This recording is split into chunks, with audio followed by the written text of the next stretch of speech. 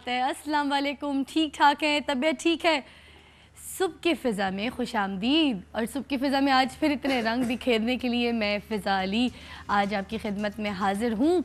और इससे पहले कि मज़ीद अपने टॉपिक को बताऊँ और आगे आपको जश्न बहार के बारे में बताऊँ, एक लाइन गाने की, बस एक लाइन जो है वो डेडिकेट करना चाहूँगी मेरी दोस्तों को, क्योंकि मुझे डेली रिक्वेस्ट होती है कि कोई ना कोई जो है गाना या लाइन जो है सुबह सुबह आप आते के साथ ही ज़रूर गाया करें। तो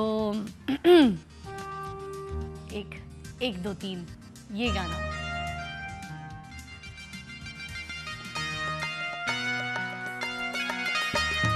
एक दो तीन चार पाँच छः सात आठ नौ 10 11 12 13।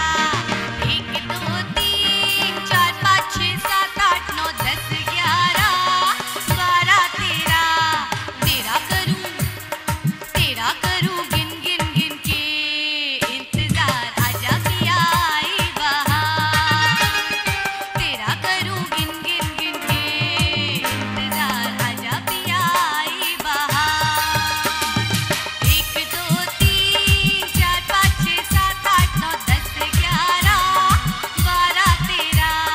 एक दो तीन चार पाँच छः सात आठ नौ 10 11 12 13। तेरह वैसे मैं बोलना नहीं चाह रही थी, क्योंकि हम मना रहे जश्न बहारा 2012। और 2012 में जश्न बहारा किस तरह मनाई जाती है ये कल मैंने बहुत अच्छी तरीके से आपको समझाया, क्योंकि हमने नई जनरेशन भी बुलाई थी और उन्होंने मेरे भाईजान को भी सिखाया, जो ख़ास कराची से आए हैं बल्कि हैं अभी हमारे साथ ही हैं, शकील भाई, उनको और उनकी बेगम को जो है समझाया कि किस तरह से जश्न बहारा मनाई जाती है और ख़ास लाहौर में किस तरह मनाई जाती है कि नहीं है।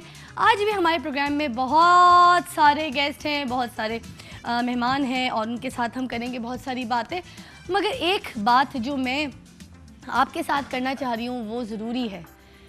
जश्न बहारा में हमने आपको पूरी फैमिली किस तरह से जश्न बहारा मनाती है वो बताया, जश्न बहारा में किस तरह से हमें प्रॉब्लम्स आती हैं वो बताया, और क्यों ये बैन हुई बसंत हमारी ये बताया। और अब मतलब जो लोग हैं वो किस तरह से अपनी फैमिलीज़ के साथ बाहर के मौसम में खाने पकवान खाते हैं, ये पूरा वीक हमने इस तरह बताया। आपको पता है हमने काफ़ी कोशिश की आपको कुछ सिखाने की, सीखने की, मगर जो बात हम नेगलेक्ट कर रहे थे वो मैंने डिसाइड किया हुआ था कि मैं आज के शो पे ज़रूर करूँगी। और आज का हमारा जो टॉपिक है, हमारा कंटेंट है, वो यही है कि जो बुज़ुर्ग हैं उनके लिए हम कुछ नहीं कर रहे।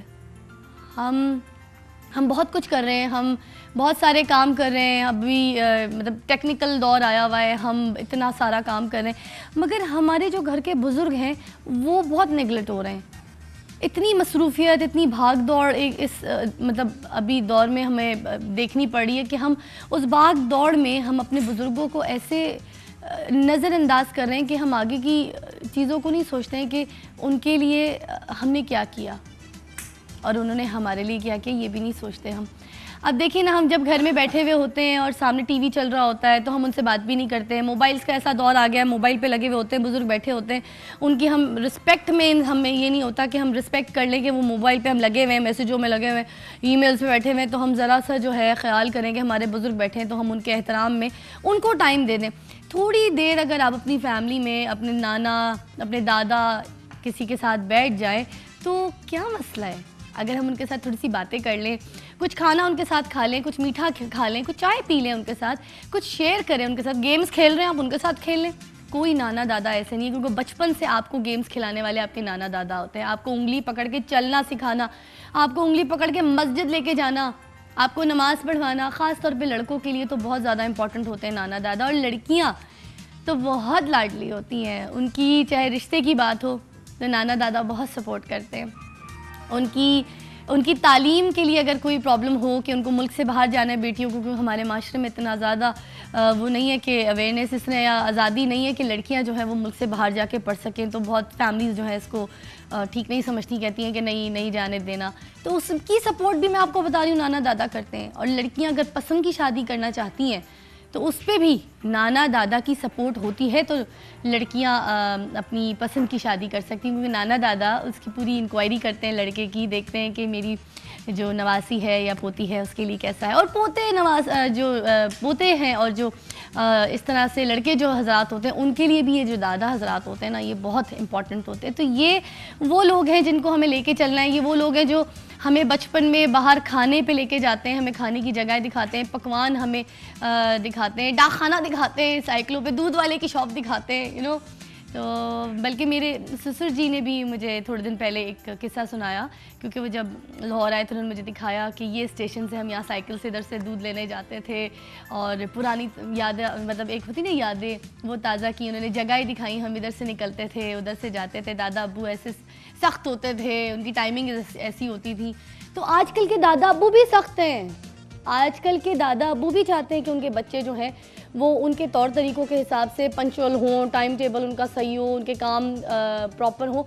मगर हमारी गलती है, ये हम हैं, हमारी गलती है कि हम उनकी बातों को नेगलेक्ट करते हैं, हम उनकी बुजुर्गी का एहसास नहीं करते। हम अपने दोस्तों के साथ गप्पेबाजियों में लगे हुए होते हैं, हमारे पास ये टाइम है कि शाम को यारियों के लिए हम चले जाएँ, लड़कियाँ शीशे पीने चली जाएँ, लड़कियाँ कैफ़े शॉप बैठी हुई होती है जाके, मगर दादा को, दादी को, नानी को, नाना को कौन टाइम दे रहा है? मैं, आप नहीं। मैं अपने आप को भी इसलिए शामिल करूंगी क्योंकि मैं आप में से हूँ। खैर, ये हमारे नाना दादा के लिए था, छोटी सी भड़ास थी, ये हर एक की भड़ास है, बल्कि आप लोग भी जो देख रहे होंगे आप लोग की भी भड़ास होगी अगर मुझसे भी कोई ऐसी बात, कोई गलती या कोई ऐसी फील हुई हो, क्योंकि मैं हर बुज़ुर्ग को अपना नाना दादा की जगह ही लेती हूँ, हमारे बुज़ुर्ग की जगह लेती हूँ। तो मुझसे भी कोई गलती हो या कोई बात आप लोगों को कभी किसी के साथ भी ऐसी फील हुई हो, कोई ऐसे बुज़ुर्ग, तो मैं उनसे माफ़ी चाहती हूँ। और आज आप लोग भी माफ़ी मांगे अपने घरों में, और अपने दादा और नाना के साथ बैठ के जो है ना अच्छी सी कड़क सी चाय, हा और बिस्किट या रस्क निकाले ना, इतना मज़ा आएगा, पूरा शो देखें। अच्छा जी, एक और बात बताऊंगी कि कल हमारे जो शकील भाई हैं जो कराची से आए हुए हैं, वो कल हमारे पास आए। मैं शूट पे थी लव लाइफ लाहौर के, तो वो वहाँ पे आए, आके उन्होंने पूरे सेट पे सबसे मुलाकात की और पूरा लाहौर घूमा जाके। बस मुझे डर ये था कि उनको ना डेंगू, आपको पता है डेंगू आजकल फिर शुरू हो गया है, इतने बुरे हालात से, एक मुश्किलों से हमारी आवाम निकली, और उसके बाद फिर घूम फिर के जो है अब डेंगू के सफ़र में मतलब रवा दवा है। मेरे समझ नहीं आता कि हम क्या ऐसी तदाबीर करें, क्या ऐसी चीज़ें, मतलब कोशिशें तो हर कोई कर रहा है, मैं क्यों झूठ बोलूं कि हमें ये करना चाहिए, आपको वो करना चाहिए, यूँ करना चाहिए। बस सिंपल सी बात ये कि डेंगू के लिए हमें लड़ना है, डरना नहीं है डेंगू से। आज हमारे साथ हमारे शो पे एक डॉक्टर भी होंगे जो हमें बताएंगे कि एहतियाती तदाबीर क्या हैं, कि हम किस तरह से डेंगू से बच सकते हैं। वो हमें सुनना बहुत ज़रूरी है, क्योंकि अवेयरनेस होना तो आपको पता है एक इम्पॉर्टेंट चीज़ है, और सुबह की फ़िज़ा से आपको ये अवेयरनेस जो है वो बहुत ज़रूरी है कि हम आपको दें।